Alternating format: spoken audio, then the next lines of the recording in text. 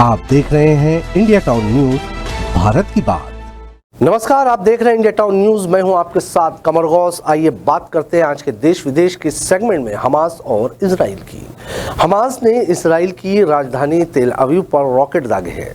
इनमें से अधिकतर रॉकेटों को इजरायली डिफेंस सिस्टम ने इंटरसेप्ट कर लिया है।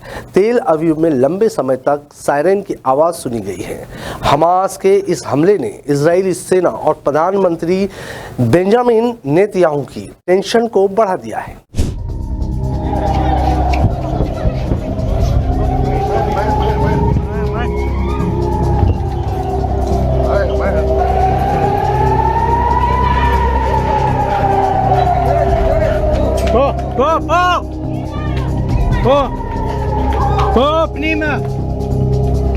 फिलिस्तीनी चरमपंथी समूह हमास ने इजराइल की राजधानी तेल अवीव पर गाजा पर हमले के बाद सबसे बड़ा रॉकेट हमला किया है। इस हमले की रेंज में पूरा तेल अवीव बताया जा रहा है। इजरायली सेना ने संभावित आने वाले रॉकेटों की चेतावनी देते हुए तेल अवीव में सायरन भी बजाया है।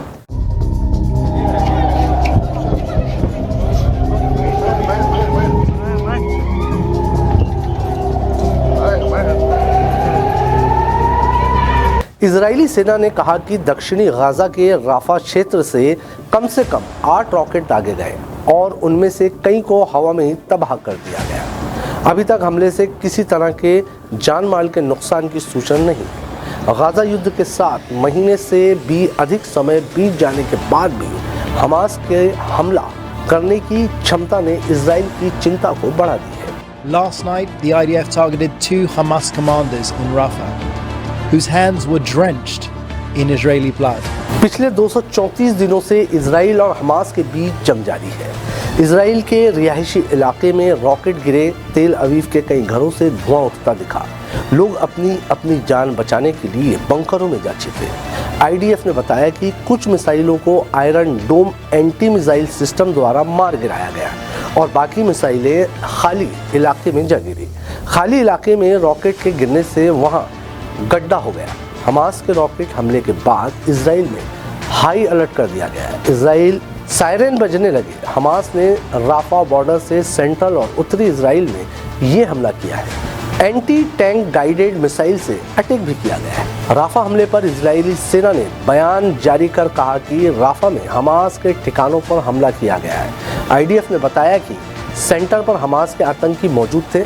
राफा से हमास ने इजराइल पर 8 से ज्यादा हमले किए हैं। हमने हमला करने वाली जगह की पहचान की है। In Rafah, we already evacuated about 1 million non-combatant residents. And despite our utmost efforts not to harm non-combatants, something unfortunately went tragically wrong. We're investigating the incident and will reach conclusions because this is our policy. वहीं IDF ने कहा कि हमने 2 मस्जिदों के पास मौजूद launching pad को तबाह कर दिया। बता दें कि हमास और इजराइल के बीच 7 अक्टूबर से शुरू हुआ युद्ध आज तक जारी है और ये कब तक चलेगा ये कहना मुश्किल है। इंडिया टाउन न्यूज के देश विदेश के आज के सेगमेंट में फिलहाल इतना ही। मुझे दीजिए इजाजत। नमस्कार।